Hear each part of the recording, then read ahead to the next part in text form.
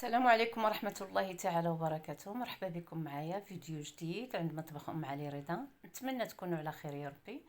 واليوم غادي نشارك معكم ان شاء الله هاد جوج ديال الاطباق. هاد لاصالاد اللي هي غنيه بالمكونات ديالها، فيها خضار وفيها ديسير، وهنا واحد الطورطيه ديال السردين اللي هي معمره بواحد الحشوه زويونه ولذيذه بحال درنا البسطيله. وكما تنقول دائما قبل ما ندوزو للتحضيرات ديال هذا الطبق نصليو على النبي، اللهم صل وسلم وبارك على سيدنا محمد، وندوزو للتحضيرات ديال هذا الطبق. نتمنى تكونوا على خير.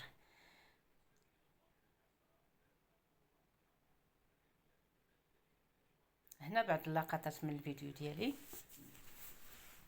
ندوزو دابا. عندي واحد الكيلو ديال السردين، صايبتو، حيدتلو السنسول، غسلتو، حيدتلو ديك القشره، شرملتو، رديت الباربكه تسلق هي الاولى باش تبرد بالحساب الشلاضه. وهنا رطبت هاد الشعريه ديال الروز، رطبتها هنايا، ما غاديش نخليها بزاف، غير شويه. وعندي هنا الفطر الاسود، الشامبينيون نوار، قطعتها على هاد الشكل هذا، كنخليهاش طويله بزاف. والسردين ديالي ها هو موجود. وعندي الشرموله المغربيه، كانت عندي مدقوقه بالمهرس، هي اللي غادي نشرمل بها هاد الحوت. عندي الحامض، وعندي خيزو طريفات صغار، وعندي الزيتون، وعندي الجلبانه، وعندي هاد الفطر اللي غادي نقطع، وهذه الشرموله اللي كانت عندي في الثلاجه. ندوزو دابا للتحضيرات ديال هاد التورتيه. كان نشرمل السردين على هاد الطريقه هذه. هي راه شرموله مغربيه فيها الربيع، الثومه، التحميره، الكمون، الحامض، السودانيه، الملحه، وكندقها في المهرز مزيان، وكنبدا نزيد عليها هكايا الحامض، وكنشرمل بها هكا الحوت. وغادي ندير حتى لهاد شويه ديال ندير لهاد الشعريه حتى هي شويه ديال هاد الشرموله، لانه طبق مشرمل، يعني سردين مشرمل، والشعريه الحشوه حتى هي مشرمله. كنزيد عليها داك الطريفات ديال الخيزو والجلبانه والزيتون والحامض المصير اللي قطعته على داك الشكل، والفطر الاسود، الشامبينيون نوار. كنخلطها هكا مزيان. مازال غادي نزيدها العطريه، وخضرت لها داك شويه ديال الشرموله. هنا زدت سكينجبير، شويه ديال الخرقوم، شويه ديال البزار، شويه القعقله وبسيبيسه كتعطيها واحد المذاق زوين، والزيت البلديه والملحه على حسب الذوق، وعلى حسب السردين درنا له الملحه، غادي نحاولوا شويه من الملحه. كناخذ واحد الطبق اللي غادي يدخل الفران، كندير فيه هذا الورق ديال الاير فراير باش ما تلصق ليش الطورتيه. كندهنها بالزيت البلديه، وكنسمد هذا السردين هكا في الدقيق الفينو باش كيجي مقرمش. غادي نمشي بهذه الطريقه، كنسمد غير الظهر ديالو، يعني كنديرو في الطحين ديال الفينو باش كيجي مقرمش هكايا. كنقيس غير الظهر، ما كنقيسش الوجه ديال السردينه. كنمشي بهذه الطريقه حتى كنقادهم كاملين في التفصيل. هنا راه عندي كيلو ديال السردين، جاني اكزاكت مع البلا اللي راني درت فيه، واخا نقصوا واحد جوج حبات، ولكن جات مزيانه. كيلو ديال السردين. هنا غادي نزيد الحشوه ديالي، ها هي اللي كنزيد في الوسط. غادي ندير ديك الحشوه كلها. هنا درت شي طريفات ديال الثومه صاينين صافي، وكنبدا نقلب هكا داك السردين على هاد الطريقه هذه حتى كندورها كامله. وكنزيد نكمل داك الغطا ديالها الوسطاني. بقاو لي هنا واحد 4 ديال الحبات هما اللي كملت بهم، ولا 5. كانوا ناقصيني واحد جوج لتحت، لكن ما عليه جاو لتحت. غير باش تعرفوا بان كيلو ديال السردين في هذا البلا هذا واقف نيشان، يعني ما شيطش عندي، ما شيطينش عندي هذا السردينات. صافي كندير لها بحال هكا، وكنرش عليها واحد شويه ديال الزيت البلديه، وكندخلها للفران على نار من الفوق ومن التحت حتى كتحمر. وهذاك القاغط راه سهل عليا باش نجرها دغيا دغيا من البلا. وغادي نقدمها او نرافقها مع واحد التبصيل ديال الشلاضه اللي هو غني. كيف ما راكم تشوفوا هنا زدت الخس وزدت عليه الجرجير.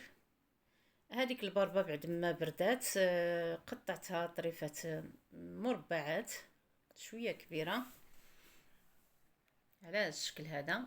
غادي نوزعها هي الاولى في هذا الطبق. هذه السلطه عاود مختلفه على الاخرين اللي قدمت مع الطواجن الاولين او الفيديوهات الاولين. ما كترتش فيها بزاف ديال الخضر الخضراء. رافقتها الاكثر هي بالديسير. درت كما قلت لكم الخس والجرجير والباربه مسلوقه وزدت هنا الطريفات ديال الليمون. كما كنعرفوا الباربه كتتواتى مع الليمون. كنوزعها الطريفات ديال الليمون على هذا الشكل هذا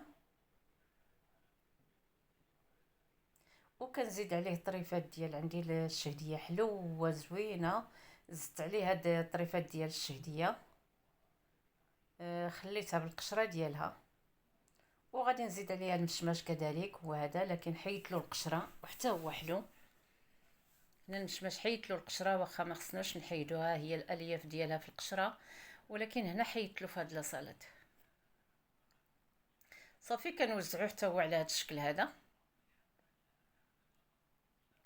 طبق غني بالمكونات ديالو منعش والصهد هذا النيت. هادو هما الاطباق اللي غادي تمشى في هذا الوقت. وهنا كنزيد الكركاع. عندي طريفات ديال الكركاع هما اللي كنوزع دابا والعنب المجفف. العنب المجفف عندي داك العنب المجفف اللي شويه كبير. غسلته نقيته صفيته مسحته رديته حتى هو في الشلاضه هكا على هذا الشكل هذا كيف ما راكم تشوفوا. كبير شويه على العنب المجفف الاخر صفر. وهذا هو الطبق ديالي اللي رافقت بهذه الطورطيه ديال السمك. طبق زوين صيفي. نتمنى ينال الاعجاب ديالكم هاد الاطباق اللي قدمت معكم ودائما كنشاركوا معكم اطباق كنديروها لاننا ضروري غادي نديروا فيديو ديالنا وكنشاركوا معكم الطبق ديالنا.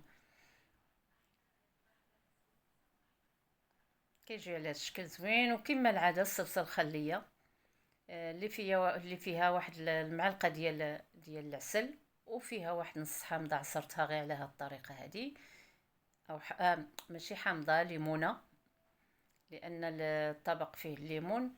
درت الليمون زدت واحد شويه ديال الحامض غير شويه واحد المعلقه ديال العسل وشويه ديال الملحه والبزار وزيت البلديه وكما العاده كنحركها مزيان حتى كتقال. وعند التقديم كنسقي بها حتى الوقت ديال التقديم. دابا غادي نغطي البلا ديالي وغادي نطلعو للثلاجه. غادي نديرو في الثلاجه يبقى بارد. هنا عندي العسل الحور هو اللي زدت واحد المعلقه. صافي كنفخدها على هذه الطريقه هذه وكنخليها حتى لوقت التقديم. الفيديو واضح. هنا بعد ما طبت الطورتيه حطيتها على هذا الشكل هذا. راني درتها في البلا لكن ما حطيتش الصوره ديالها. وهذه بعد اللقطات ديال الفيديو ديالي. هانتوما الوسطاني راه خاصه شي وحيده ولا جوج حبات لكن ما اثرت على حتى شي حاجه. كيلو ديال السردين على حساب البلا ديالي جا هو هذاك. وهذه هي البلا اللي شاركت معكم اليوم. نتمنى تعجبكم خفيفه وظريفه ونقول لكم السلام عليكم وخليكم على خير.